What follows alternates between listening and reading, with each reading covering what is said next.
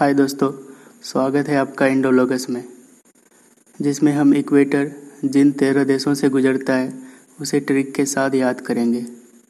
Equator पृथ्वी के मध्य में पश्चिम से पूर्व की ओर खींची गई वो इमेजिनरी लाइन जो पृथ्वी को दो बराबर हेमीस्फीयर में बांटता है, यानी नॉर्थ हेमीस्फीयर तथा साउथ हेमीस्फीयर।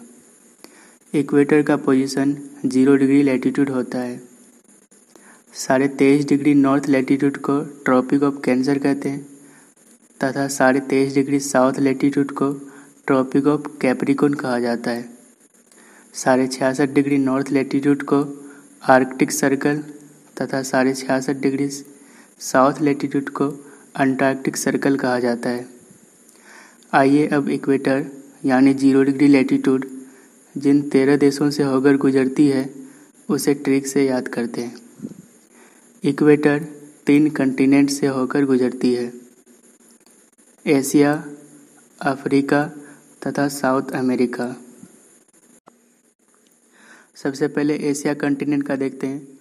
आपको पता होगा कि Kim Jong Un north Korea का लीडर है और नॉर्थ कोरिया एशिया कंटिनेंट में है, तो इससे हमारा ट्रिक बनेगा एशिया। एशिया से कौन है?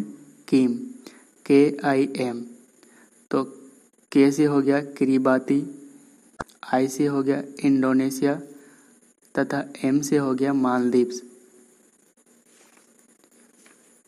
नेक्स्ट है अफ्रीका कंटिनेंट।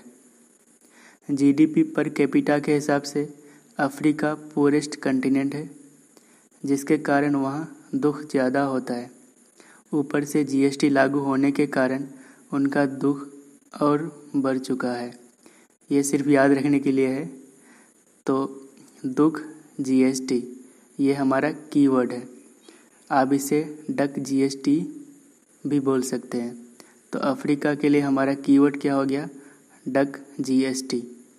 तो D से हो गया democratic Republic of Congo, U से हो गया युगांडा, C से हो गया कॉन्गो यानी Republic of the Congo, K से हो गया केनिया, G से हो गया गैबन, S से हो गया सोमालिया, T से हो गया साउथ टॉम एंड प्रिंसिपी।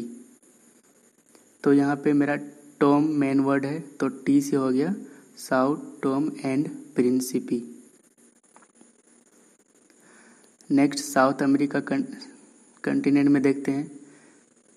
इसके लिए ट्रिक है BCE, बिफोर कॉमन एरा। तो B से हो गया ब्राज़ील, C से हो गया कोलंबिया, E से हो गया इक्वाडोर। अब इसे एक साथ देख लेते हैं।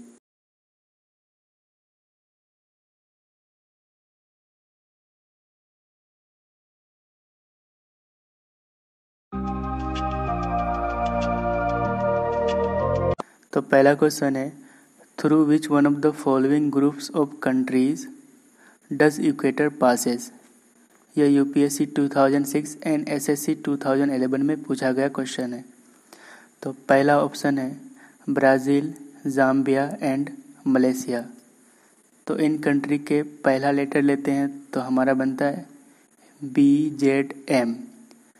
और हमारा ट्रिक था किम जो कि एशिया का था, डक GST जो अफ्रीका का था और BCE जो साउथ अमेरिका का था। इसमें Z नहीं है तो पहला ऑप्शन खत्म हो जाएगा। Option B Colombia, Kenya and Indonesia. तो पहला लेटर से हमारा बनता है CKI। तो किम, डक GST और BCE में CKI है, तो इसे रखते हैं अभी। ऑप्शन नंबर C देखते हैं, Brazil, Sudan, Malaysia.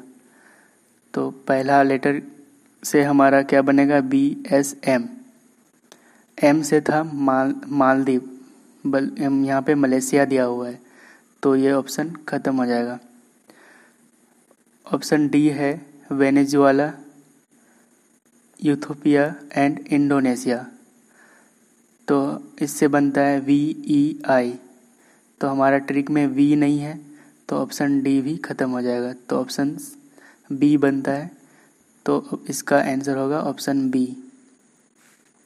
Question number 2 देखते हैं। Equator does not passes through which one of the following countries. यह यूपी PCS 2012 का क्वेश्चन है। तो केन्या, के हमारा ट्रिक में के था, तो ऑप्शन ए सही है। B Mexico, C Indonesia, D Brazil. तो ट्रिक में इंडोनेशिया भी है और ब्राज़ील भी है, यहाँ बी ऑप्शन सही है। ठीक है, मैक्सिको से हमारा इक्वेटर पास नहीं होता है। क्वेश्चन नंबर 3 देखते हैं। Which one of the following cities nearest to the equator. यह UPSC प्रीलिम्स 2008 का क्वेश्चन है। ऑप्शन ए है कोलंबो, ऑप्शन बी है जकार्ता, सी है मनाली एंड डी है सिंगापुर। तो इसके लिए मैप देखना पड़ेगा, तो चलिए मैप को देखते हैं। तो श्रीलंका की राजधानी है कोलंबो, जो कि मैप में यहाँ पे है। उसके बाद इंडोनेशिया की राजधानी है जकार्ता, जो मैप में यहाँ पे है। उसके बाद फिलीपाइंस की राजधानी है मनीला, जो मैप में यहाँ पे है।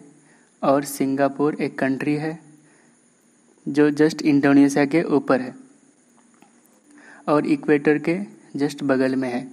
तो हमारा चारों ऑप्शन में से सिंगापुर इक्वेटर के सबसे नज़दीक है, तो ऑप्शन डी हो जाएगा सिंगापुर।